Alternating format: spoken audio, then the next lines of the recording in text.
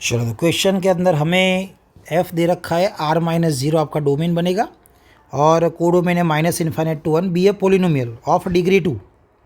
और जो ये इक्वेशन को सेटिस्फाई करेगा वो वाला फंक्शन है डिग्री 2 जिसकी होगी, और साथ में एफ ऑफ के की वैल्यू -2k गिवन है। तो हमें फाइंड करना है sum of squares of all possible values of K की जितनी भी वैल्यूज़ मिलेगी उसका हमें स्क्वायर करके उनका सम फाइंड करना है। सबसे पहले कंसेप्ट की बात कर ले, तो कंसेप्ट में ये जो यहाँ पर आपको दिख रहा है भाई, f of x into f of 1/x is equal to f of x plus f of 1/x, है ना।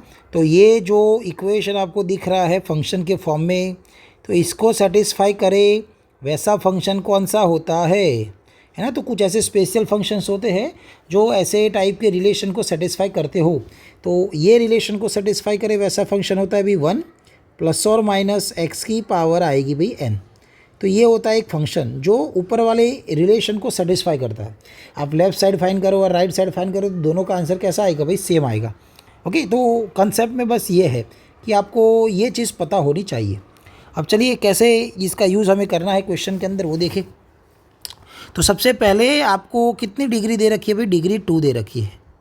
तो डिग्री यहाँ पर है 2, दैट मीन्स मैं एफ ऑफ एक्स बराबर ले सकता हूँ 1 ± x की पावर आएगी भाई 2, क्योंकि n की वैल्यू 2 है।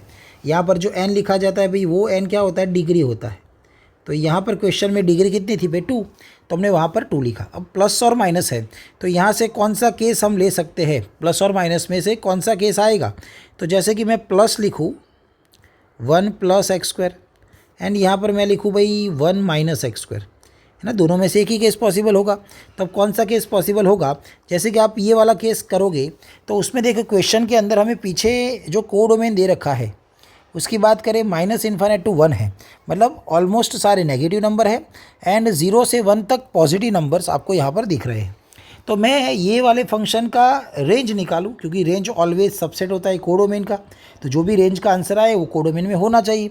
तो यहाँ पर हमारा x क्या था क्वेश्चन में डोमेन में, तो वो था r-0। r-0 मतलब -∞ to ∞, उसमें से हम क्या नहीं लेने वाले हैं भाई, 0।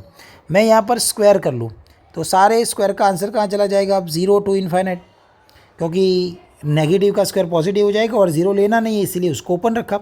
मैं यहाँ पर 1 ऐड करूँ तो मेरा आंसर चला जाएगा 1 से लेकर ∞। तो ये मेरी रेंज हुई फंक्शन की जो कोडोमेन में होनी चाहिए।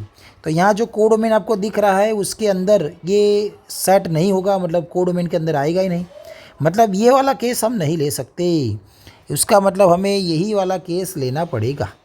अब ये वाला केस हम लेंगे, है ना। उसकी भी आप रेंज निकाल सकते हो बट क्वेश्चन में अभी ज़रूरत है नहीं।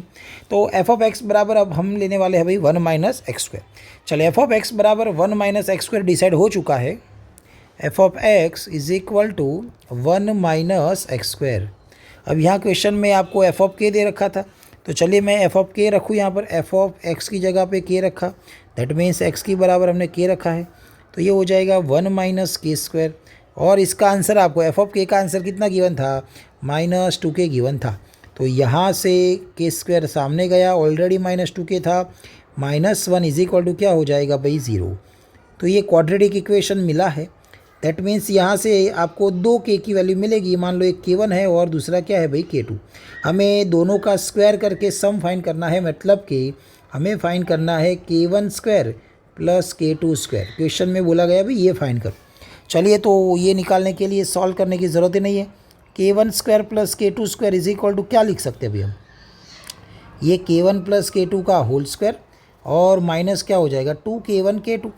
अब ये दो, क्योंकि k² के फॉर्म में हमारा इक्वेशन, उसके जो रूट्स होंगे वो k1 k2 होंगे, तो यहाँ से हम k1 + k2 मतलब सम ऑफ रूट्स क्या लिखा जाता है, -b/a लिखा जाता है, उसका स्क्वायर आएगा। एंड प्रोडक्ट ऑफ रूट्स क्या लिखा जाता है भाई, c/a।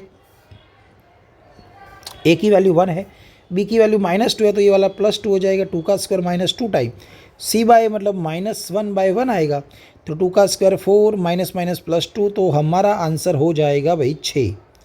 ओके, तो क्वेश्चन बहुत इजी है, बस शुरुआत जो फंक्शन है ये वाला वो आपको आना चाहिए। तो आंसर है भाई 6, जो आपको ऑप्शन नंबर 2 में यहाँ पर दिख रहा है।